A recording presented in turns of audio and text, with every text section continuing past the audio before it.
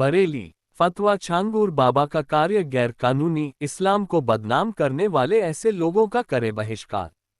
बरेली, पिछले कई दिनों से जलालुद्दीन उर्फ छांगूर बाबा चर्चा में है। कहा जा रहा है कि छांगूर बाबा ने लालच देकर के धर्मांतरण कराया और संयोजित तरीके से गैर मुस्लिम लड़कियों की मुस्लिम लड़कों के साथ शादी कराता था। साथ ही अपने घर में अपने लिए एक कब्र बनवा रखी थी। उसके पास नौजवानों की एक फौज थी। उसके माध्यम से छांगूर बाबा लोगों पर दबाव बनाता था। इन तमाम बातों पर ऑल इंडिया मुस्लिम जमात के राष्ट्रीय अध्यक्ष मौलाना शहाबुद्दीन रजवी बरेलवी से कई लोगों ने इस्लाम के नजरिए को समझने के लिए फतवा चाहा और प्रश्न पूछे।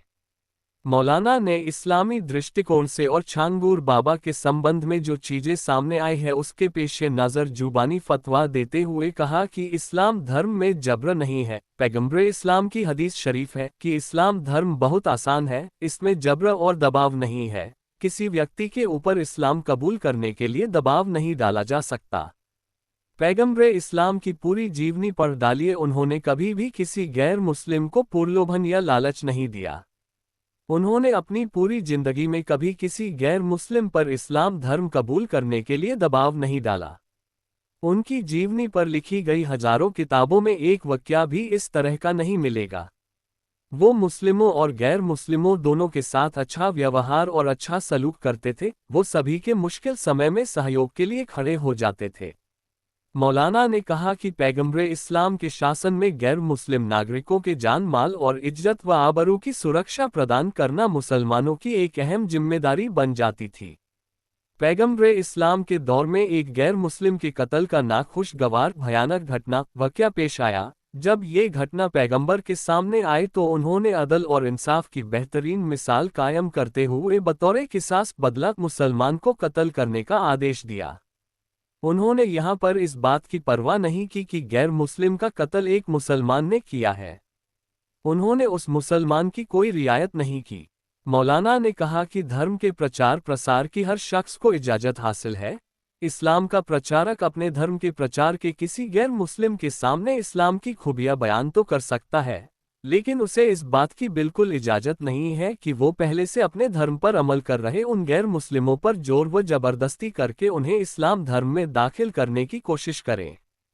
मौलाना ने आगे कहा कि इस्लाम जबर, दबाव, लालच का धर्म नहीं है बल्कि प्यार और मोहब्बत वाला धर्म है।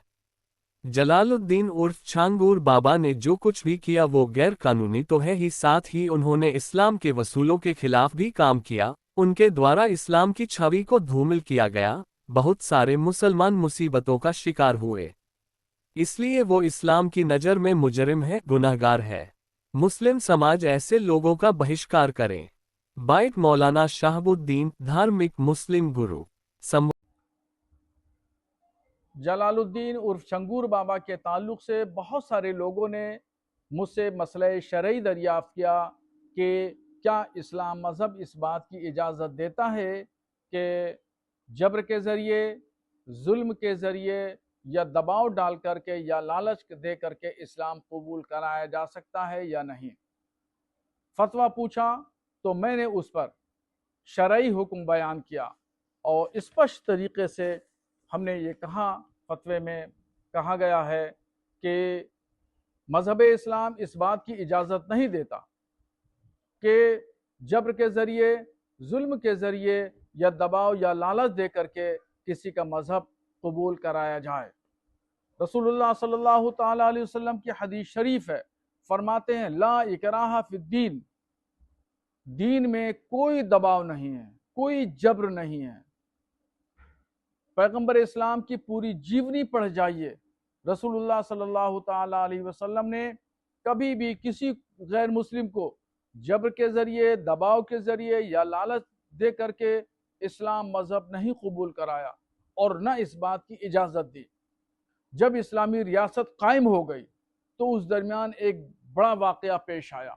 वो ये था कि एक मुसलमान ने एक गैर मुस्लिम का कत्ल कर दिया और जब ये वाक़या पैगंबर इस्लाम की बारगाह में पेश हुआ तो हुजूर सल्लल्लाहु ताला अलैहि वसल्लम ने इंसाफ का पैमाना अपनाते हुए इंसाफ पर, अदल पर फैसला दिया और फैसला ये दिया कि उस मुसलमान की रियायत नहीं की बल्कि ये फरमाया कि कत्ल का बदला कत्ल होगा।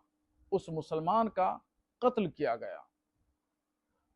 कितना बड़ा फैसला है, आप गौर तो करें। इसलिए छंगूर बाबा इस्लाम की नज़र में मुजरिम हैं, गुनहगार हैं। उन्होंने लालच दे करके गैर मुस्लिम लड़कियों का धर्मांतरण कराया, मुसलमान लड़कियों के साथ शादी कराई। ये सरासर इस्लामी उसूलों के खिलाफ है। इसलिए मैं तमाम लोगों से गुजारिश करूंगा कि वो लोग ऐसे लोगों से कोई राब्ता ज़ाब्ता न रखें, बल्कि ऐसे लोगों का बहिष्कार करें।